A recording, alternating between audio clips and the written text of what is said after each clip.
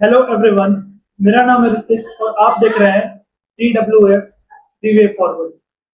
Recently news में चल रहे एंटी डिफेक्शन लॉ और राघव चड्ढा के बीजेपी ज्वाइन करने की बात काफी चर्चे में है। आज हम लोग इसी मुद्दे के ऊपर डिस्कस करेंगे कि आखिर ये पूरा प्रोसीजर होता कैसे है, इसके साथ इशू क्या है और ये कैसे करप्शन और बाकी चीजों के ऊपर टैकल करने के लिए हम लोग एक सॉल्यूशन बना सकते हैं। सो बेसिकली TWF के अंदर हम लोग इसी चीज के ऊपर डिस्कस करते हैं। We came up with a solution rather than talking on problems. So आज उस सॉल्यूशन के बारे में हम लोग डिस्कस करेंगे, डिबेट करेंगे, उसका एक एनालिसिस करते हैं, उसके ऊपर एक वे फॉरवर्ड निकालने की कोशिश करेंगे। और आज हमारे साथ होंगे सौरभ फिर से इस टॉपिक के ऊपर।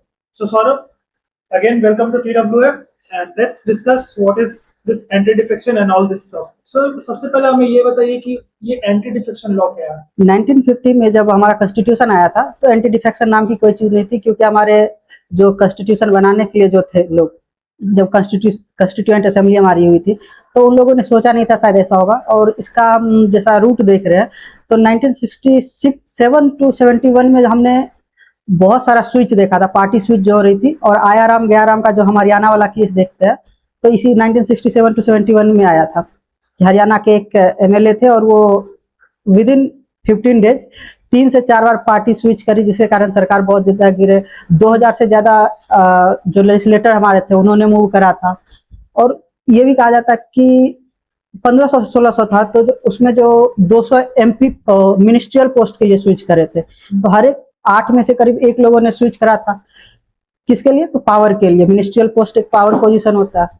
तो इसी को देखते हुए 1985 में राजीव गांधी गवर्नमेंट जो है वो लेके आती है एक अमेंडमेंट, 52nd अमेंडमेंट लेके आती है और उसके थ्रू एक 10th शेड्यूल भी लाती है और उसके थ्रू एंटी डिफेक्शन को हमारे कॉन्स्टिट्यूशन में ऐड किया जाता है। So basically anti defection law जो है इसको आप एक तरह से एक नेक्स्ट लेवल पे ये एक्सप्लेन कीजिए कि ये कब लागू होता है और ये आखिर डिफेक्शन क्या है एक्चुअली। डिफेक्शन ये है कि जैसे पार्टी है, एक दो पार्टी होती है, मान के चलो कभी भी होती है तो एक पार्टी, दो पार्टी लड़ेगी, एक जीतेगी एक हारेगी। और कभी कभी होता है कि आप है एक पार्टी में आपकी एक आइडियोलॉजी है, दूसरी पार्टी की दूसरी आइडियोलॉजी है। हो सकता है कभी कभी आपकी आइडियोलॉजी शिफ्ट हो जाए। कभी जैसे केस में कहते हैं पावर का यूज हो जाता है। पावर मीन्स कि आपका ईडी सीबीआई का भी डर हो जाए, चाहे रुपया आपको दे दे उसका हो, किसी के थ्रू आपको ऐसा कुछ लालच देके हम ये कर सकते हैं। आपकी आइडियोलॉजी भी चेंज हो जाए कि पहले आप कुछ और सोचते थे, या आपकी पार्टी की आइडियोलॉजी भी चेंज हो जाए कि आपकी पार्टी किसी और बात पे आई थी और कोई और काम करने लग गई। तो आप क्या कहोगे कि हमारी पार्टी जिस चीज के लिए आई थी वो नहीं कर रही है, तो आप स्विच कर लोगे। तो ऐसा होता है डिफेक्शन के केस में। बस यही है कि आप किस कारण से जा रहे हो। मेनली पावर ही होती है। पावर मैंने जैसे बताया कि एक तरह से मनी पावर हो सकती है, मसल पावर हो सकती है, ईडी सीबीआई का यूज हो सकता है, या कोई और आइडियोलॉजी ही आपकी चेंज है, दूसरी ये चीज ले सकते हैं कि जिस चीज के लिए हम आए थे वो चीज नहीं हो रही है, हमें लग रहा है यहाँ वो नहीं मिलेगा कहीं और मिलेगा, या हम चाह रहे हैं मिनिस्ट्रियल पोजीशन या ग्रोथ अपना चाह रहे हैं, इस पार्टी में नहीं हो रही है, हमें लग रहा है दूसरे पार्टी में जाएंगे तो हमारी ग्रोथ हो सकती है। तो डिफेक्शन इसी सब चीजों में होती है। और वो डिफेक्शन आप कैसे करते हो? एक पार्टी से दूसरे पार्टी में जाओगे। और इसी को रोकने के लिए वही गयाराम जो है, आयाराम गयाराम का कंसेप्ट था, इसी को रोकने के लिए एंटी डिफेक्शन लॉ लाया गया था। तो इसमें बहुत सारे प्रोविजन है कि आप, चूंकि जब आप एक पार्टी से दूसरे पार्टी में जाते हैं तो पार्टी को भी लॉस हो रहा है, तो कैसे उसको रोक सकते हैं कि पार्टी की आइडियोलॉजी और कोई भी ऐसे बिना कोई रीजन के स्विच कर जाए, क्योंकि पावर तो सभी को चाहिए। पॉलिटिकल पार्टी क्यों इलेक्शन लड़ती है? पावर के लिए लड़ती है। तो कोई भी अगर ऐसे स्विच करने लगे तो दिक्कतें हैं पार्टी के साथ, पार्टी कोलैप्स हो जाएगी, अपोजिशन रहेगा नहीं, हमारा डेमोक्रेसी जो है वो डेमोक्रेसी नहीं रहेगा, हमारी इवॉल्विंग डेमोक्रेसी है। तो इसके कारण एंटी डिफेक्शन लॉ लेके आए थे। सो डोंट यू थिंक ये करप्शन को ज्यादा प्रेफर कर रहा है rather than किसी की सपोज जैसे दो पार्टी की हमने बात करी, ठीक है, एक पार्टी सपोज करते हैं ए है और एक पार्टी बी है। बी पार्टी का कोई मेंबर है जो कि ऑपोजिशन में है। अगर ए पार्टी चाहती है कि अपनी स्ट्रेंथ को और बढ़ाना, तो डेफिनेटली वो लालच देके चाहेगी कि भाई हम आपको मिनिस्ट्रियल पोस्ट या मिनिस्ट्री की बात अगर नहीं करें तो एमपी में बनाते हैं, या रादर कुछ भी देकर आपको इन्फ्लुएंस कर सकता है।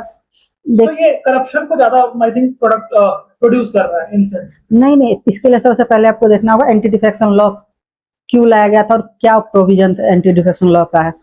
तो प्रोविजन पहला यही है, पार्टी के लोग पहले, क्योंकि हमारी दो तीन तरह के लोग होते हैं। एक जो पार्टी से लड़ते हैं चुनाव, पार्टी देती है जिनको टिकट, दूसरा एक होता है जो इंडिपेंडेंटली लड़ते हैं, और तीसरा जो है लेजिस्लेटिव काउंसिल और राज्यसभा के लिए चुनाव होते हैं, जो इनडायरेक्ट इलेक्शन होता है। डायरेक्ट इलेक्शन तो जो जनता चुन के भेजी वो डायरेक्ट हो गई, और इनडायरेक्ट जो जनता ने जिसे चुन के भेजा वो अगर किसी को चुन रही है तो इनडायरेक्ट इलेक्शन हो गया। तो मतलब जनता के जो रिप्रेजेंटेटिव हाँ, होते हैं वो चुनते हैं। वो चुन रहे हैं, MP MLA जो जिनको चुन रहे हैं वो लेजिस्लेटिव काउंसिल और राज्यसभा के लिए जिसको चुन रहे हैं तो वो हो गए। तो तीनों तरह के लोग हो गए, एक इंडिपेंडेंट मेंबर हो गए, एक पार्टी के मेंबर हो गए और एक नॉमिनेटेड मेंबर हो गए। पार्टी के मेंबर डिफेक्ट करते हैं, कभी कभी वॉलेंट्री दे देते हैं रिजिग्नेशन की, अब जो जिस चीज के लिए आप आए हैं वो नहीं हो पाया तो हम रिजाइन करते हैं, तो उनकी डिस्क्वालिफिकेशन उनका हो जाता है, सीधे डिस्क्वालिफिकेशन के क्राइटेरिया में वो आ जाते हैं। दूसरी है कि पार्टी एक तरह से जब बिल आती है, हमारे जो लेजिस्लेचर है उसका काम क्या है, बिल बनाना और लोगों के लिए काम करना। तो बिल आती है तो पार्टी व्हिप इशू करती है, व्हिप के लिए एक डेजिग्नेटेड पर्सन होते हैं, वो व्हिप इशू करते हैं, 1 line whip, 2 line whip and 3 line whip. 3 line whip सबसे ज्यादा इंपॉर्टेंट होता है, और उसको वायलेट करने पे एक डिस्क्वालिफिकेशन हो सकता है। जरूरी नहीं कि डिस्क्वालिफिकेशन होगा ही, अगर 15 दिन के अंदर वो जिसने भी व्हिप को वायलेट किया वो पार्टी को अगर जस्टिफिकेशन देती है और पार्टी उसको मान लेती है तो उसका डिस्क्वालिफिकेशन इस केस में नहीं होगा। फिर इंडिपेंडेंट मेंबर के केस में कि वो अगर जीत के आती है तो किसी पार्टी को ज्वाइन नहीं कर सकती, अगर ज्वाइन करती है किसी पार्टी को तो वो डिस्क्वालीफाई हो जाएंगे। इसका एग्जांपल पप्पू यादव आप ले लीजिए, क्योंकि वो बोलते तो है एक तरह से अपोजिशन के साइड से, लेकिन वो किसी पार्टी को ज्वाइन नहीं करे, एज ए इंडिपेंडेंट है वो। हाँ, और तीसरा नॉमिनेटेड मेंबर, जो कि आप MP MLA जो चुनते हैं, वो अगर 6 मंथ के अंदर कोई पार्टी ज्वाइन कर ले तब तो कोई इशू नहीं है, लेकिन 6 मंथ के बाद अगर ज्वाइन करते हैं तो डिस्क्वालीफाई हो जाएंगे। तो ये डिस्क्वालिफिकेशन के क्राइटेरिया है जो एंटी डिफेक्शन लॉ में प्रोविजन है। जो रिसेंटली अभी केस जो राघव चड्ढा का मेनली ये डिस्कशन का जो मुद्दा निकला वो राघव चड्ढा के मूवमेंट में से निकला है। दोनों ने आप आम आदमी पार्टी को छोड़कर अभी भारतीय जनता पार्टी ज्वाइन की।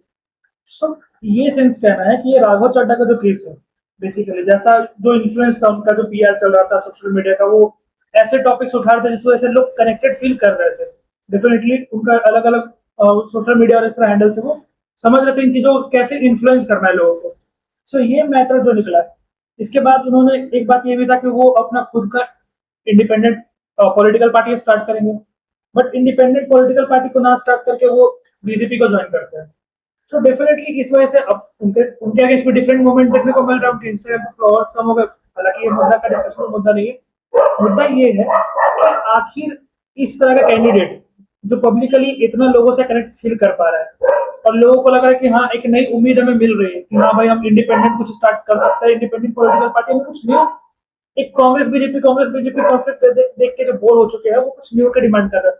उस पर अगर इस तरह का डिसीजन लेंगे इसमें, और वो भी वो अनाउंस करने के बाद कि वो इंडिपेंडेंटली कुछ करना चाहते हैं, क्योंकि देखिए पिछले सालों से हमें ये थोड़ा बहुत डाउट हो गया था कि आम आदमी के पार्टी के लाइन से थोड़ा सा डिफरेंट चल रहा है। सो इतना ये सब लोगों के अंदर होप देने के बाद अगर वो सर्टेन किसी पार्टी को ज्वाइन कर रहा है तो वहां पर डेफिनेटली कनेक्शन बनता है कि करप्शन तो कहीं ना कहीं एंड पे आया है।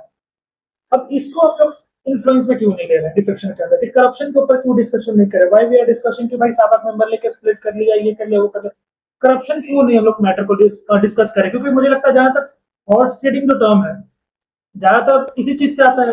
आप महाराष्ट्र का केस ले लीजिए, आप आसाम का केस, या फिर बहुत ऐसे डिफरेंट केस हुए हैं जहाँ पे हॉर्स ट्रेडिंग है। बिहार में भी ऐसे कई केस हुए हैं जहाँ पे रिसेंटली मैं कोई न्यूज पढ़ रहा था, उसमें देखा राज्यसभा के लिए अभी जो इलेक्शन हुआ था उसमें कुछ कांग्रेस के मेंबर ने वोट ही नहीं दिया, वो आए ही नहीं वोट देने के लिए, जिस कारण एक सीट जो मिलनी थी वो भी शायद नहीं मिल पाई अपोजिशन को, ऐसा कुछ। सो इशू ये डिस्कस करना है कि ये करप्शन को इन्फ्लुएंस कर रहा है और ये लोगों को अंदाजा भी लग जा रहा है। अब डेफिनेटली 7-8 मेंबर को उठा के ले जा रहे हो दूसरे पार्टी में, अगर आपकी खुद की आइडियोलॉजी आपके करंट पार्टी से मैच नहीं कर रही है वो एक अलग इशू है, बट आप इन द नेम ऑफ कि भाई डिफेक्शन से बचना है और मुझे एक सर्टेन पार्टी को ज्वाइन करना है, तो डेफिनेटली शो करता है कि आपने 8 मेंबर कैसे अटैच करा दिया अपने साथ, तो ये करप्शन को शो करता है। तो जुडिशरी या फिर कोई ऐसी बॉडी कुछ इसके ऊपर नहीं जो इसके ऊपर कोई बढ़िया डिसीजन या कुछ इसको मतलब इसके ऊपर वो नजर रख सके इन तरह के मैटर्स के ऊपर खास करके। देखिए, सबसे पहले तो एंटी डिफेक्शन लॉ में पहले 52nd अमेंडमेंट में 1/3 मर्जर था, यानी स्प्लिट हो रही है पार्टी तो 1/3 आप लेके जाओ तो आपका डिस्क्वालिफिकेशन नहीं हो रहा था, ये 52nd अमेंडमेंट में था। 91st इसको थोड़ा स्ट्रिक्ट करके 2/3 पे ले आया कि आप 2/3 मर्जर 2/3 स्प्लिट इजी नहीं होगा, 3 में से 2 को हर एक को लेके जाना 66% 67% के अराउंड इजी नहीं होगा। तो 10 में से यहाँ पे, लेकिन वो भी अचीव कर लिया गया। छोटे पार्टी के लिए मुश्किल है क्योंकि 10 में से 7 आराम से तोड़ सकते हैं। और रीजन भी यहाँ पे थोड़ा सा बैलेंस अप्रोच से हट के अगर के है, जैसे इंडिविजुअली देखा जाए सबको। राघव चड्ढा एक पॉलिटिकल पार्टी में थे, उन्होंने जब शुरू हुआ तो ज्वाइन करा था, उसके फाउंडिंग मेंबर में से थे। स्वाति मालीवाल भी हो सकता है वही में थी, मतलब वो सब स्ट्रगल करके आए थे। लेकिन बाकी सबको देखो तो उसको एक तरह से जैसे कहते हैं ना कि आप कॉरपोरेट से हो तो उनको तोड़ना ज्यादा इजी है। कॉरपोरेट फील्ड से हो तो आप संघर्ष से करके नहीं आओ, स्ट्रगल करके नहीं आओ, तो ऐसे ही बना दिया गया कि आप उस फील्ड के जानकार हो तो राज्यसभा में क्या चाहिए, हर एक फील्ड से चाहिए, तो उनका आइडिया हेल्प करता। लेकिन जो स्ट्रगल से निकल के नहीं आते उनके पास क्या इशू है कि वो स्ट्रगल कर नहीं पाते, उनका हल्का भी पावर का यूज उन पे किया जाएगा तो वो क्या होगा, टूट जाएंगे। तो सेम केस इसमें भी आया है। आप वो देख लीजिए कि स्ट्रगल से 2-3 लोग ही इसमें जुड़े हुए हैं, बाकी जो 3-4 लोग हैं वो कॉर्पोरेट फील्ड से जुड़े हुए हैं, जिसके कारण स्प्लिट इसमें इजी हो गया। तो पार्टी को इसमें थोड़ा सा ध्यान देने की जरूरत है। दूसरी चीज कि इसमें आप स्ट्रांग नहीं बना सकते ये लॉ को। 2/3 मर्जर इजी है क्योंकि आप इंडिपेंडेंट, जो लोगों का इंडिपेंडेंट डिसीजन है उसको भी रखना चाहेंगे, क्योंकि किसी को भी दिक्कत हो सकती है पार्टी से, हो सकता है पार्टी लाइन से आप अलग जा रहे हो, कुछ रीजन हो, पार्टी उसको एड्रेस नहीं कर रही है, तो उनका भी जाना तो चाहिए। आपके पास इंडिपेंडेंट डिसीजन लेने की के लिए आपके पास थोड़ा सा वहाँ पे लूज होना चाहिए, जिससे कि आप वहाँ जा सकते हो, इंडिपेंडेंट डिसीजन ले सकते हो। क्योंकि अकेले अगर जाते हैं तो आप डिस्क्वालीफाई हो जाओगे। जब इंडिपेंडेंट डिसीजन आप कैसे ले, अगर किसी पार्टी को छोड़ के आप दूसरे पार्टी में ज्वाइन कर रहे हो तो डेफिनेटली इट्स आइडियोलॉजिकल शिफ्ट। और आप विप की जब बात कर रहे हो तो आपको पार्टी लाइन के हिसाब से वोट देना पड़ता है। सो अगर आप एक पार्टी को छोड़ के दूसरे पार्टी में जा रहे हैं, सर्टेनली हो सकता है इनके साथ भी कुछ आइडियोलॉजिकल डिफरेंसेस आएंगे। अब उसमें भी तो विप लाइन फॉलो होगा ना, उसमें आप कैसे वोट करेंगे अपने अपने आइडियोलॉजी के हिसाब से। नहीं, यहाँ पे अगर आप यहाँ पे अगर डिफरेंट पार्टी को अगर आप स्टार्ट करते, सपोज कोई नया पार्टी पॉलिटिकल पार्टी आप लेकर आते हैं, उसको जीरो से अगर स्क्रैच से अगर आप स्टार्ट करते हैं तो बात अलग है कि आप अपने हिसाब से उसको रन करेंगे, अपने आइडियोलॉजी पे रन करेंगे। बट आप अगर एक आइडियोलॉजी को शिफ्ट कर रहे हो इस नाम पे कि उस आइडियोलॉजी को मैं सब्सक्राइब नहीं कर पा रहा हूँ, तो अदर आइडियोलॉजी हो सकता है आपको फिर वही कंफ्लिक्ट देखने को मिल सकता है। सो आप फिर वही आया राम गया राम का केस भी हो जाएगा दोबारा। नहीं, इसमें आप ये देखिए ना कि आप जैसे कह रहे थे कुछ दिन पहले राघव चड्ढा का कि साल से चल रहा है, सालों से चल रहा था उनका कन्फ्लिक्ट आम आदमी पार्टी से। स्वाति मालीवाल का भी चल रहा था। अगर आपकी पार्टी ने छोड़ दिया, आपके जैसे ही चल रहे हो उसे चलने दे रहा है कि आप या तो वॉलंटरी रिजाइन करो या हम नहीं रिजाइन आपको डिस्क्वालीफाई करवा रहे या हटा नहीं रहे पार्टी से, क्योंकि पार्टी से अगर हटा देती है कोई तो आप डिस्क्वालीफाई नहीं होगे, लेकिन अगर आप वॉलंटरी रिजाइन कर रहे हो तो आप डिस्क्वालीफाई हो जाओगे। तो इन दोनों का केस चला आ रहा था और पार्टी भी रिक्ट को खत्म नहीं कर रही थी, ना वो खुद कर रहे थे सॉर्ट आउट, तो उनके पास ऑप्शन ही नहीं था कि वहां बने रहे। आज ना कल जाना ही था, चाहे आज जाए या इनका जब टेन्योर खत्म होता तब जाते। तो यहाँ पे तो कुछ हो नहीं रहा था। दूसरे पार्टी में हो सकता है कहीं हो जाए। इसमें सबसे बड़ा इशू बस मुझे यही लग रहा है ना, सॉल्यूशन में जो हम देखना चाहेंगे कि जिस पार्टी ने आपको सब कुछ दिया उसी चीज को आप लेके जा रहे हो। अगर दिक्कत है तो उस चीज को यहीं छोड़ के जाओ, नए पार्टी में जा रहे हो वहां वो चीज बनाओ। जैसे सांसद बनाया किसने, आम आदमी पार्टी ने बनाया, आपको कन्फ्लिक्ट हो रहा तो आप रिजाइन कर देते यहाँ पे इस पार्टी को, क्योंकि इस पार्टी को भी तो न्याय मिलना चाहिए ना। आप दूसरे पार्टी में जा रहे हो कोई दिक्कत नहीं है। इस पार्टी के एमएलए जो है पंजाब से, ये एमपी पंजाब से थे, एमएलए ने पंजाब के एमएलए ने बनाया है, तो उनके साथ न्याय नहीं हुआ, क्योंकि जिस पार्टी में गए हैं उसके 2 एमएलए हैं और उनको राज्यसभा सांसद 6 अगर मिल जाए, क्योंकि एक दिल्ली के है, 7 है टोटल, तो 6 वहां के हैं, तो 2 एमएलए से 6 सांसद कभी बन सकते हैं। तो इसमें थोड़ा सा लॉजिकली देखे तो गलत दिखता है कि जहां पे आपके 2 एमएलए हैं वहां आपको 6 सांसद मिल जा रहे हैं वहां से। ये चीज पार्टी के साथ ये गलत हो रही है। तो अगर आपको चाहिए ही, आपकी आइडियोलॉजी चेंज हो गई है, आप यहाँ रिजाइन करिए, दूसरे पार्टी में जाइए। अगर वहां उसको कुछ सही लग रहा है, उनको लग रहा है कि हाँ आप उनके लिए यूजफुल है, तो वो अपनी कहीं और से आपको राज्यसभा सांसद बना के भेज देगी या कुछ ऐसा पोस्ट दे देगी या लेजिस्लेटिव काउंसिल में आपको इंट्रोड्यूस कर देगी, जहां भी करे तो वहां वो अपने एंड से देगी। उसमें दूसरे पार्टी के साथ कोई भेदभाव जैसा कुछ नहीं होगा, उसको भी जस्टिस मिलेगा, आपको भी जस्टिस मिलेगा, दोनों को जस्टिस मिलेगा ना। So what do you think about कि ये एक पार्टी छोड़कर दूसरे पार्टी में मर्जर करने वाला जो सिचुएशन है, इसको कैसे जस्टिफाई कैसे कर रहे हैं आप? हमको इसका जस्टिफिकेशन समझना थोड़ा मुश्किल है, बिकॉज जस्ट वही वाला सेम इशू जो लास्ट में डिस्कस किया हम लोग, आइडियोलॉजिकल शिफ्ट का जो इशू था, वही मेरे को सेम इशू हो रहा है कि आपकी जब थिंकिंग डिफरेंट हो रही है तो why don't you start something new. देखिए इसमें सॉल्यूशन अब मैं एक लाइन से देना चाहूंगा, ठीक है, जैसे जैसे है तो सोल्यूशन में पहला तो जैसे ये 2/3 मर्जर है, 2/3 मर्जर जो है, 2/3 मर्जर तो रहना चाहिए, क्योंकि कुछ स्कोप रहना चाहिए आपको निकलने के लिए पार्टी से। अगर आप रिप पे आ जाते हो, तो आपके पास ऑप्शन होना चाहिए कि आप पार्टी छोड़ के दूसरे पार्टी में मर्ज हो जा रहे हो, तो इसको हम रहने देना चाह रहे हैं, ठीक है। सेकेंड जो है आपका स्पीकर का डिसीजन, स्पीकर का डिसीजन जो है, इसमें पहले था अल्टीमेट डिसीजन होता था कि जो स्पीकर ने डिसीजन दे दिया वही स्पीकर का डिसीजन होगा, लेकिन क्योतो होलोहा का जजमेंट जो आया था 1985 में शायद आया था, तो उसमें उसने कहा गया कि जुडिशियल रिव्यू होना चाहिए स्पीकर के डिसीजन पे, स्पीकर को लिमिटेड टाइम में डिसीजन लेना है, क्योंकि पहले अभी भी टाइम नहीं है एक फिक्स टाइमलाइन, लेकिन एक लिमिटेड टाइम होना चाहिए जिसमें कि स्पीकर डिसीजन ले ले। तो एज अ ट्रिब्यूनल वर्क कर रही है स्पीकर, इस केस में एज अ ट्रिब्यूनल वर्क कर रही है, तो इस पर जुडिशियल रिव्यू होना चाहिए, ये सुप्रीम कोर्ट का डिसीजन था। तो यहाँ पे मैं चेंज ये देखना चाह रहा हूँ कि स्पीकर एक पार्टी का है, तो स्पीकर पार्टी के लाइन पे ही डिसीजन लेगा। भले ही हमारे ये एंटी डिफेक्शन लॉ में है कि स्पीकर रिजाइन कर सकता है, अगर स्पीकर इलेक्ट हो रहा है तो वो पार्टी से रिजाइन कर सकता है, और जब वो इस पार्टी स्पीकर नहीं रहता है तो फिर से ज्वाइन कर सकता है। इसमें इसका डिस्क्वालिफिकेशन स्पीकर का नहीं होगा, मतलब स्पीकर और चेयरमैन जो भी प्रिसाइडिंग ऑफिसर है, ठीक है। तो इसमें आप एक इंडिपेंडेंट ट्रिब्यूनल यहाँ पे बनाने का मैं बात कर रहा हूँ, क्योंकि स्पीकर बायस्ड होगा ही, पार्टी से है तो ये बायस्ड होगा ही, डिसीजन बायस होगा, तो इंडिपेंडेंट ट्रिब्यूनल बनाना इसमें एक सही ऑप्शन हो सकता है। और इंडिपेंडेंट ट्रिब्यूनल में आप मेंबर उस तरह का रख लीजिए, जैसे कि अभी इलेक्शन कमीशन फिर से चर्चा में है, क्योंकि उसमें मेंबर ही कुछ ऐसे हैं जो चुनने के लिए हैं, तो वो उस तरह से सही नहीं है, कंट्रोवर्शियल है। तो इसीलिए स्पीकर जो इंडिपेंडेंट ट्रिब्यूनल का मैं बात कर रहा हूँ, उसमें एक ले आइए कि जज को ले आइए, रिटायर्ड जज जो है, क्योंकि आपको एक हाँ, आपको लीगल बैकिंग के लिए आ जाएगा कि लीगल बैकग्राउंड को देखेंगे क्या सही है क्या गलत है इसमें, अगर कोई भी डिफेक्शन होता है उसके लिए मैं बात कर रहा हूँ। स्पीकर की जगह इंडिपेंडेंट ट्रिब्यूनल और उसमें एक रिटायर्ड जज। सेकंड, एक्स ब्यूरोक्रेट होंगे, क्योंकि उनके पास मल्टी डायमेंशन होते हैं, वो सारे डायमेंशन को देखते हैं, सारे फील्ड को जानते हैं, सारे सब्जेक्ट को पढ़ते हैं, तो सारे चीज को देखेंगे, इकोनॉमी, ज्योग्राफी, हिस्ट्री, सारा जो भी। थर्ड आप ले आइए सोशल बैकग्राउंड से, जैसे जो भी सोशल सर्विस है, सोशल एक्टिविस्ट में है, हाँ जो भी है उसमें से एक को ले आइए।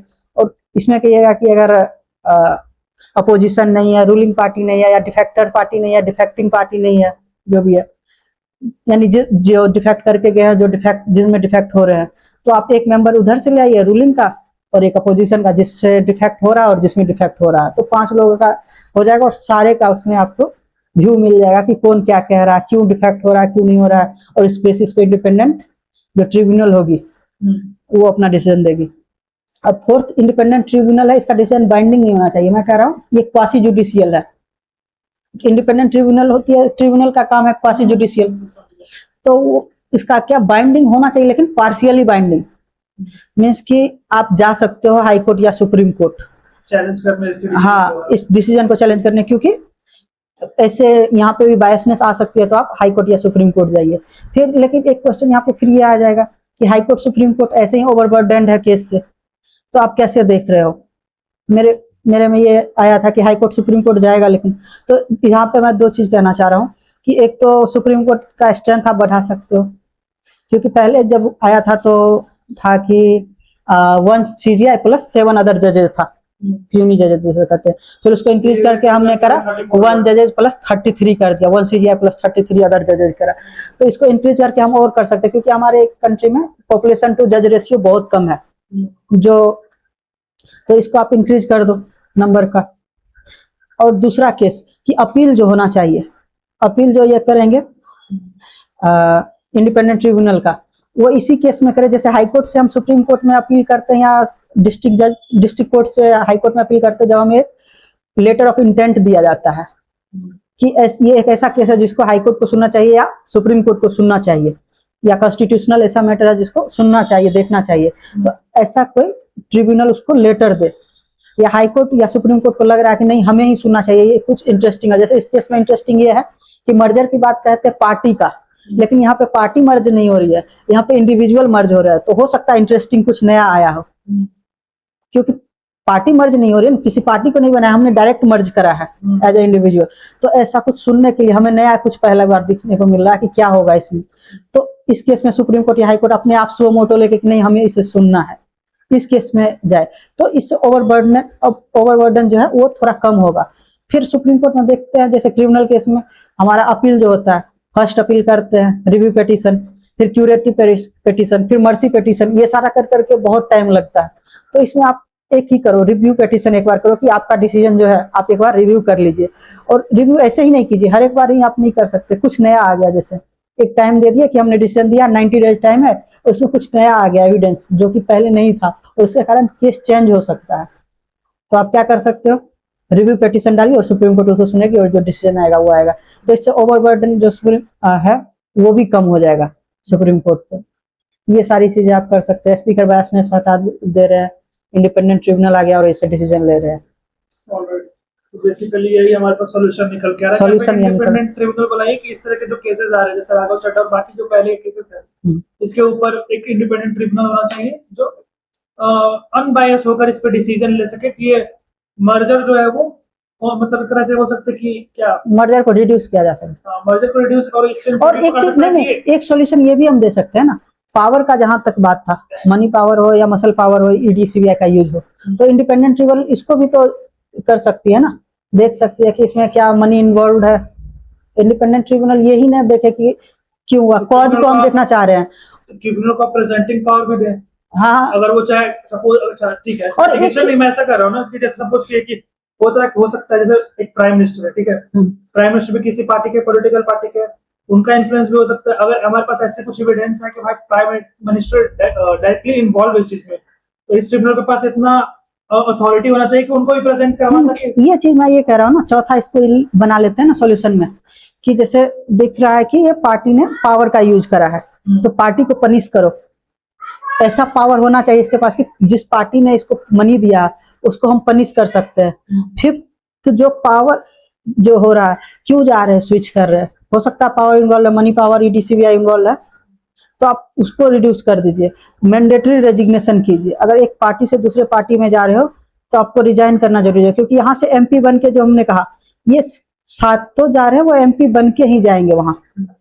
अगर यहाँ रिजाइन करवा देते तो हो सकता है कुछ नहीं भी जाते कि हमारा वहाँ पोजीशन घट जाएगा, हम एमपी नहीं रहेंगे। तो इससे आप डिस्करेज कर दोगे जो हाँ, नहीं, पहले ये कह रहा हूँ इंसेंटिव को हम कट कर दे रहे हैं, क्योंकि ये इंसेंटिव है आपका, दूसरे पार्टी में जा रहे हो और एमपी बन के ही जा रहे हो। सेम बात का मैं एग्जांपल बता रहा हूँ कि आप इसमें कुमार विश्वास को डालिए, आम आदमी पार्टी के साथ जैसे उनका कंफ्लिक्ट हुआ, वो रिजाइन हो गए, पॉलिटिकल साइडलाइन हो गए वहां से, पॉलिटिकल साइडलाइन हो जाओ या किसी पार्टी को भी ज्वाइन कर लो। मान के चलो जैसे कि दूसरे पार्टी में ही है, हम जा रहे हैं, दूसरा पार्टी चाहेगा कि आप उनको ज्वाइन करें, दूसरा पार्टी चाहेगा क्योंकि एमपी है, तो उसको फ्री में तो एमपी मिल गए ना, 7 एमपी, और कोई भी अपना नंबर गेम क्यों नहीं बढ़ाना चाहेगा, इन्फ्लुएंस क्यों नहीं बढ़ाना चाहेगा, और इतने अच्छे वो स्पीकर हैं तो क्यों नहीं चाहेगा। तो सबसे ज्यादा तो उनको फायदा हो गया ना, क्योंकि पंजाब में उनकी पार्टी लाइन है नहीं, एक तरह से जहाँ पे आपके वो नहीं है, काडर नहीं है, कुछ है नहीं लड़ने के लिए, बेस नहीं है, वहां पे 7 एमपी मिल जाएंगे आपको, तो एक बेस मिल जाएगा। तो खड़ा करने के लिए तो आपको शुरू में एमपी मिल गए हैं ना सीधे सीधे, तो इंसेंटिव कट करना जरूरी है, तो मैंडेटरी रेजिग्नेशन कर दो। फिर जिस पार्टी में जा रहे हैं उसके भी कार्यकर्ता तो हैं, उनके साथ भी तो न्याय करना चाहिए। वो जो बहुत दिन से काम कर रहे हैं उस पार्टी में, वो भी तो सोच रहे हैं कि कुछ लोग जाएंगे तो हमारा नंबर आएगा। तो अगर ये पार्टी से वहां स्विच कर जा रहे हैं तो उनका जगह भी तो ले रहे हैं, तो उनके अंदर भी तो थोड़ा सा दिक्कत होगी। अच्छा, ऐसे जो लीडर्स हैं जो इस तरह का पार्टी स्विच कर रहे हैं, उस पर हम लोग कैसे एक तरह से, खास करके as a individual common man पूछ रहा हूँ इस बात को, कि उस लीडर पे हम लोग कैसे बिलीव करें कि हमारे बेटरमेंट के लिए वो काम करेगा। सपोज करते हैं जैसे नीतीश कुमार को पता है उनका तो नाम हो गया दल बदलू, इस पार्टी में उस पार्टी में अपने फायदे के हिसाब से, उस तरह के लीडर से हम लोग कैसे एक्सपेक्टेशन करेंगे जो आज आइडियोलॉजी को इतनी मतलब इतनी तेजी से शिफ्ट कर रहा है, और इतनी तेजी से आइडियोलॉजी शिफ्ट करने की बात है ही नहीं। इस तरह की चीजों में हमें अक्सर दिख जाता है कि there is something wrong going on, under the table बहुत सारी चीजें चल रही होती है। सो ये बेटरमेंट के लिए कैसे हो सकता है, मेरे को ये समझ में नहीं आ रहा है। बिकॉज अगर आप पार्टी के लिए, आपने जिस कोर आइडियाज को लेकर अपने पार्टी को ज्वाइन किया, आप उसके लिए लॉयल नहीं रह रहे हो। दूसरी बात, लॉयल्टी अलग चीज है, लॉयल्टी को उसमें लाना चाहते भी नहीं है, ये लॉयल्टी बहुत अलग चीज है। लॉयल्टी से ज्यादा मायने रखता है द बेटरमेंट ऑफ पीपल, खास करके लोगों का। तो इस चीज को कैसे हम लोग इंश्योर करें कि भाई सपोज अगर कोई पार्टी छोड़ के जा रहा है, तो क्या वो लीडर इतना इंश्योर कर सकता है जनता को कि हाँ ये कर रहे हैं तो आपके बेटरमेंट के लिए कर रहे हैं। जैसे सपोज करते हैं राघव चड्ढा की बात करते हैं, जैसे क्योंकि वही न्यूज में अब उन्होंने जितना पब्लिक, कॉमन पब्लिक के मैटर को उठाया है, चाहे आप गिग वर्कर्स को लेके देख ले मैटर, या फिर पैटर्निटी रिलीफ, या बहुत सारी ऐसी चीजें जिनको उठाया मुद्दा को, कैसे हम लोग इंश्योर करेंगे कि भाई अगर वो सपोज आम आदमी पार्टी में नहीं कर पा रहा है तो बीजेपी में वो काम करेंगे नहीं? या बीजेपी उतनी पावर उनको देगी, उतना इन्फ्लुएंस उनको देगी कि वो इस काम को करेंगे?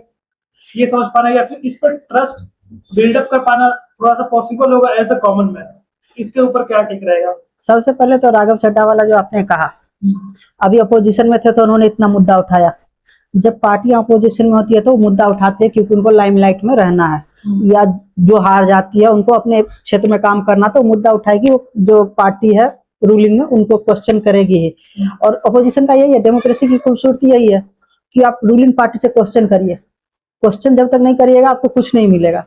ब्रिटिश के समय भी हमारे जो नेशनलिस्ट थे उन्होंने सीधे थोड़े ना गेन किया कुछ भी, वो एक लिस्ट थमा देते थे, उस लिस्ट में एक दो मिल जाते थे। धीरे धीरे करके हमारा बिल्डअप हुआ था और हमने अपना वहां पे भी एक तरह से डेमोक्रेसी बिल्ड करा, क्योंकि पहले हमें वहां पे भी जैसे लेजिस्लेटिव काउंसिल था और असेंबली था वहां पे, तो उसमें भी धीरे धीरे एंट्री मिला। फिर वहां पे हमें बजट पे क्वेश्चन करने का मिला, फिर खुद ही बजट प्रेजेंट करने का मौका मिला, क्योंकि हमें अपना गवर्नमेंट बनाने का मौका मिला। ठीक है, तो ऐसा ही होता है, डेमोक्रेसी का काम ही है, ऐसी खूबसूरती ही यही है कि अपोजिशन क्वेश्चन उठाएगी और रूलिंग पार्टी फोर्स में आके उस काम को करेगी। आप राघव चड्ढा पे आप आते हैं, ठीक है, कि राघव चड्ढा ने ये उठाए, कहाँ थे? अपोजिशन में थे, तो अपोजिशन में उन्होंने ये क्वेश्चन उठाया। अब तो वो रूलिंग पार्टी में चले गए हैं, अब देखना है कि उन्होंने जो उठाया वो इम्प्लीमेंट करवाने के लिए वो क्या कर रहे हैं। अगर वो उसके लिए वर्क कर रहे हैं तो आप ट्रस्ट कीजिए। ट्रस्ट करने की आप बात कर रहे थे ना, कैसे ट्रस्ट करें। अपोजिशन में आपने बात उठाई, अब आप रूलिंग पार्टी में आ गए हैं, अगर आप उसके लिए काम कर रहे हैं तो आप पे ट्रस्ट करना अच्छी बात है, कर सकते हैं। अगर आप उस पर काम नहीं कर रहे हैं, उसको भूल जा रहे हैं, किसी और मुद्दे पे चले जा रहे हैं, यानी आइडियोलॉजी आपकी शिफ्ट हो गई ना। पहले ही आपने कहा कि हमारी आइडियोलॉजी शिफ्ट हो गई है, अब इस मुद्दे से आप कहीं और भटक जा रहे हैं, तो फिर लोग नहीं ट्रस्ट करेंगे। क्योंकि आप अपोजिशन में थे तो आपकी आइडियोलॉजी कुछ और थी, आप कुछ और बात कर रहे थे, आप रूलिंग पार्टी में आ गए तो कहीं कुछ और बात करने लग जाए, तो ऐसे लोग पे तो ट्रस्ट नहीं करोगे। लेकिन हाँ, अगर आपने जैसे कहा 30 डेज रिचार्ज प्लान हो जाना चाहिए, 28 डेज का जो रिचार्ज प्लान है, जब मंथ 30 का होता है तो रिचार्ज प्लान 28 का क्यों हो, एक मंथ हम एक्स्ट्रा क्यों पे करें? उसके लिए आप रूल बनवा दे अगर, क्योंकि रूलिंग पार्टी ही रूल बनाएगी, उसी के पास नंबर होती है, तो ट्रस्ट कर लेंगे हम। दूसरी आइडियोलॉजी, और आपने बात करी है लॉयल्टी की। आइडियोलॉजी हर एक पार्टी की होती है, लेकिन आज के जमाने में आइडियोलॉजी हम कह रहे कि कंसीडर नहीं करते, क्योंकि आप देख लो कहीं भी अलायंस करने का मौका आता है तो कहती है कि आइडियोलॉजी क्या होती है। जम्मू कश्मीर में बीजेपी ने पीडीपी के साथ अलायंस करा। अभी जैसे मौका मिले, अगर हो सके कहीं हंग असेंबली बन जाए कहीं भी, और उससे मौका मिले, तो इंडिया अलायंस तो बीजेपी का करेगी नहीं, वो किसके साथ जाएगी? जिस पार्टी के साथ इंडिया अलायंस का गठबंधन ना हो। सपोज अभी के कंटेस्ट में जैसे हम बात कर रहे हैं, और अभी इलेक्शन हो गया है केरला में, केरला का ले ले रहे हैं, सबसे बढ़िया एग्जांपल है। एक है कांग्रेस का अलायंस, नहीं वो तमिलनाडु में है। केरला में कांग्रेस का एक अलायंस है, एक लेफ्ट का अलायंस है, और एक बीजेपी का अलायंस है। अगर कांग्रेस मेजोरिटी नहीं पाती है, लेफ्ट भी मेजोरिटी नहीं पाती है, और बीजेपी भी नहीं पाती है, दोनों, और हंग के केस में लेफ्ट के पास इतना है कि बीजेपी सपोर्ट कर दे तो हो जाएगी, मान के चलो, तो क्या बीजेपी कांग्रेस को सपोर्ट करेगी या कांग्रेस बीजेपी को करेगी? नहीं कर सकते, क्योंकि सेंटर में दोनों का ऑपोजिशन है। हाँ, तो लेफ्ट को ये कर सकती है, तो वहां पे आइडियोलॉजी अपने आप चेंज हो जाएगी। कभी भी when it's come to political gain and power, तो उसके लिए आइडियोलॉजी मैटर नहीं करती। अब लॉयल्टी का हमने बता ही दिया आपको, लॉयल्टी क्या होती है।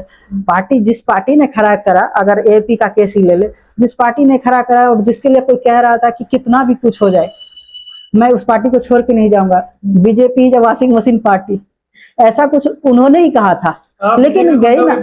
नहीं, कुछ भी पार्टी, मैं ये नहीं कह रहा, मैं ये कह रहा हूँ जिन्होंने ये बोला, और जिन्होंने बोल रहे हैं ना, जिसका राघव चड्ढा ने अपने इंटरव्यू में ये बात बोला था कि बीजेपी गुंडों की पार्टी ऐसे पार्टी है, अब वापस वो खुद उसी पार्टी में चले गए। सो इट्स अ सोर्स की डबल स्टैंड। तो लॉयल्टी कहाँ से हम कह सकते हैं? लॉयल्टी तो है, आजकल के जमाने में लॉयल्टी नहीं होती है। All you want is power. Power, अगर पॉलिटिकल पार्टी जो है वो पावर के लिए ही कंटेस्ट कर रही है। कोई भी देखो, आप इलेक्शन तो देखो, इलेक्शन में मैन पावर इन्वॉल्व देखो, सारा कुछ देखोगे तो वहां से अपने आप पता चल जाती है कि अभी आप लोग कंटेस्ट क्यों कर रहे हैं। वो लोगों के लिए कंटेस्ट थोड़े कर रहे हैं, लोग के लिए तो बस एक बहाना है। चुनाव के समय में वो हमने बात करी थी, फ्रीवीज में बात करी थी एक ही लोग के लिए पार्टी को लोगों की याद कब आती है? जब इलेक्शन होना होता है तब होता 5 साल में है, उसके बाद वो भूल जाते हैं। आप जाके देखिए अभी बिहार में मोदी जी कितना बार विजिट करे हैं, करीब करीब 6 महीना 4-5 महीना तो हो ही गया हमारे इलेक्शन का, मोदी जी ने विजिट नहीं करा ना। बंगाल गए, मणिपुर नहीं गए, वहां से पास था। इतना हिंसा चल रहा है करीब 23-24 से मणिपुर में, पास ही था ना। असम गए, बंगाल गए, इधर आपके तमिलनाडु गए, केरला गए, कर्नाटक तो नहीं गए। तो अभी चुनाव जब कर्नाटक का अगले इलेक्शन में होगा तो जाएंगे ना। तो कब याद आती है? जब इलेक्शन टाइम आता है। तो बस यही चीज है। एट लास्ट मैं वे फॉरवर्ड जो है, मैं जो देखना चाह रहा हूँ, अगर लेजिस्लेटर सुन रहे हैं जो वर्क इसके लिए करना चाहे, तो पहला 2/3 इज गुड, उसमें कोई छेड़खानी नहीं होनी चाहिए, क्योंकि जो इंडिविजुअल है उनका भी इंडिपेंडेंस होना चाहिए, उनके पास भी चॉइस होनी चाहिए पार्टी स्विच करने के लिए। सेकंड, स्विच करना है तो आप दोनों को न्याय मिलना चाहिए, जिस पार्टी में जा रहे हो उसको भी और जिस पार्टी से जा रहे हो उसके लिए भी। क्योंकि मैं इसके लिए इसलिए कह रहा हूँ कि जो 2 मेंबर वाली पार्टी है उसके पास 6 सांसद नहीं होना चाहिए, राज्यसभा सांसद, क्योंकि आप चुन रहे 2 से 6 नहीं चुन सकते। तो इसके लिए मैंडेटरी रेजिग्नेशन हो चाहिए बिफोर स्विचिंग। स्विच से पहले आप मैंडेटरी रेजिग्नेशन कीजिए, फिर दूसरे पार्टी में जाइए। और एक ये भी कर सकते हैं कि आप 5 ईयर के लिए कोई मिनिस्ट्रियल पोस्ट मत दीजिए जो जा रहे, इससे इंसेंटिव जो है वो कट कर देंगे हम। तो बेसिकली डिमोटिवेट करेंगे हाँ, सिचुएशन को कम करने के लिए। हाँ, क्योंकि अब मास स्विच जैसे 67 to 71 मास स्विच हुआ था, जिसके कारण हम एंटी डिफेक्शन लॉ लेके आए। अभी फिर से वही ट्रेंड आने लग गया, महाराष्ट्र, मध्य प्रदेश, फिर पंजाब, हाँ, सब जगह। तो ये हो रहा है। कांग्रेस का भी अभी स्विच हुआ है कुछ दिन पहले असम में, बिहार में भी अभी राज्यसभा में कुछ इलेक्शन में कुछ कांग्रेस के लोगों ने वोट नहीं दिया, एमएलए ने वोट नहीं दिया। तो आप एक तरह से डिस्करेज करिए, इंसेंटिव जो है उसी को डिस्करेज कर दीजिए कि 5 ईयर के लिए आपको कोई मिनिस्ट्रियल पोस्ट नहीं देंगे। पार्टी स्विच करने से पहले आप मैंडेटरी रेजिग्नेशन दीजिए। अगर देखिए इस तरह की चीज है, क्योंकि जहां तक मेरा समझ है कि this is the only fact ना कि यहाँ पे सिर्फ मनी और करप्शन को लेकर चीजें हो रही है। आइडियोलॉजी से मुझे बिल्कुल नहीं लगता, लॉयल्टी तो भूल ही जाती है। हाँ, इसीलिए हम इस पे और भी डिस्करेज कर सकते हैं। डायरेक्टली किसी एमपी को उठाकर डायरेक्टली एमपीएम बना रहे हैं, इसको और डिस्करेज भी तो किया जा सकता है ना इंसेंटिव को। अभी इंसेंटिव कट कर रहे हैं मिनिस्ट्री को लेके। नहीं, हमने ये भी तो कहा मैंडेटरी रेजिग्नेशन बिफोर स्विचिंग।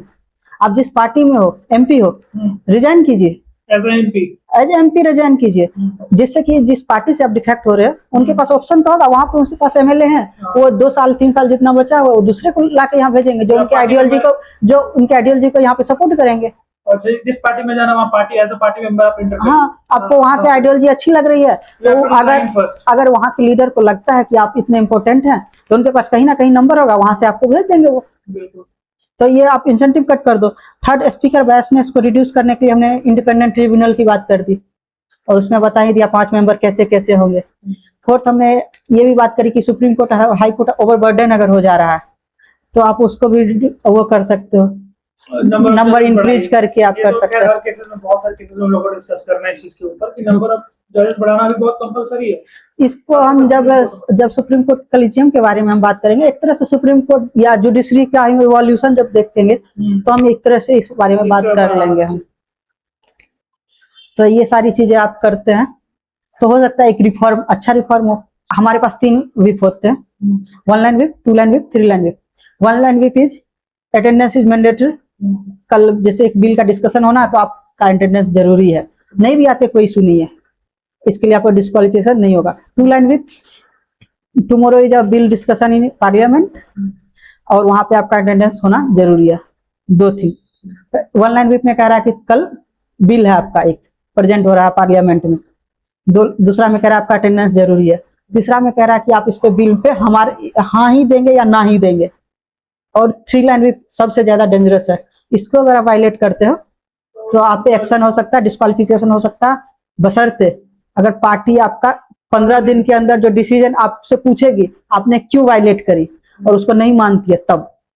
तो 3 लाइन व्हिप ये है। तो 1 लाइन व्हिप और 2 लाइन व्हिप में इंडिपेंडेंस तो है कि आप जो चाहे वो कर सकते हैं, लेकिन कुछ तो होना भी चाहिए ना। आप रूलिंग पार्टी में है, आपके अगर इंडिपेंडेंस हम आपको दे रहे हैं तो हो सकता है आप स्विच ही कर जाए, हमारा वो गिर जाएगा ना, बिल गिर जाएगा। तो 1 लाइन 2 लाइन व्हिप में आपका इंडिपेंडेंस तो इंडिविजुअल के पास है कि आप जो करना चाहे कर लो, लेकिन 3 लाइन व्हिप मैंडेटरी हम इसलिए मान रहे हैं, वहां पे इंडिविजुअल का हम फ्रीडम इसलिए नहीं देखना भी चाह रहे हैं कि कुछ पार्टी का डिसिप्लिन भी होना चाहिए ना। आप रूलिंग पार्टी में हैं और हमने आपको इंडिपेंडेंस दे दिया, आप कहीं भी वोट कर दीजिए, तो हो सकता है हमारा जो बिल है गिर जाएगा, फिर सरकार पे नो कॉन्फिडेंस मोशन आ जाएगा ना, सरकार को फिर अपनी मेजोरिटी साबित करनी पड़ेगी। तो कहीं कहीं पे डिसिप्लिन भी जरूरी है।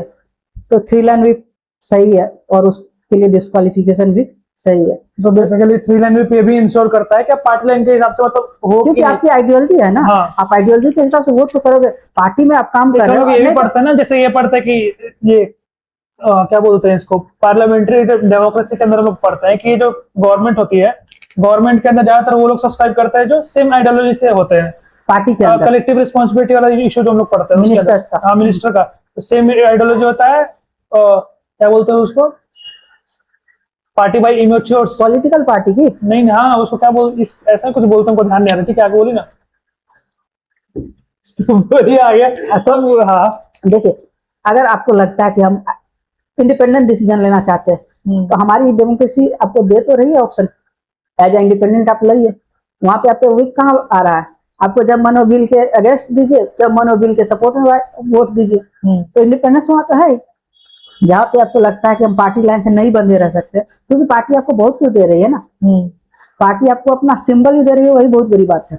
क्योंकि सबकी आइडियोलॉजी है, लोगों की भी आइडियोलॉजी होती है, तो आपको पार्टी के नाम पे भी वोट मिलता है। इंडिपेंडेंट लोगों को अपने नाम पे वोट मिलता है। हमने तो देखा है कि पार्टी के नाम पे ही वोट मिलता है। तो अगर आपको लगता है कि हमें इंडिपेंडेंट ही देना है डिसीजन, कभी इस बिल के सपोर्ट में देना, कभी अगेंस्ट में देना है, अपने अंतरात्मा को देख के देना है, तो इंडिपेंडेंट चुनाव लड़ लीजिए, क्या दिक्कत है? डेमोक्रेसी ऐसा थोड़े कह रही है कि आप पार्टी से चुनाव लड़ सकते हैं, या खुद की पार्टी बना लीजिए आपको जब लगता है कि नहीं हमारी कुछ और आइडियोलॉजी हो गई है। तो सारा कुछ तो हमारा तो आम आदमी पार्टी भी तो उसी का एग्जांपल है, खुद क्या पॉलिटिकल पार्टी बना लीजिए। नहीं, अगर कोई कह रहा है कि हमें इंडिपेंडेंट उस सेंस में समझ गया कि हमें चाहिए डिसीजन लेने के लिए खुद का, तो आप इंडिपेंडेंट चुनाव लड़ लीजिए, खुद का पार्टी बना लीजिए। डेमोक्रेसी मना थोड़ी कर रही है किसी को। बिल्कुल। और आपको नेशनल रीजनल पार्टी बनने के लिए जो क्राइटेरिया फॉलो कीजिए, वो भी बन जाइए। सो हाँ बिल्कुल। So alright guys, this is our very discussion deliberative discussion over the anti defection, और फिर हम लोग मिलेंगे बहुत जल्दी ही नेक्स्ट वीडियो में। तब तक के लिए देखते रहिए TWF। Thank you so much.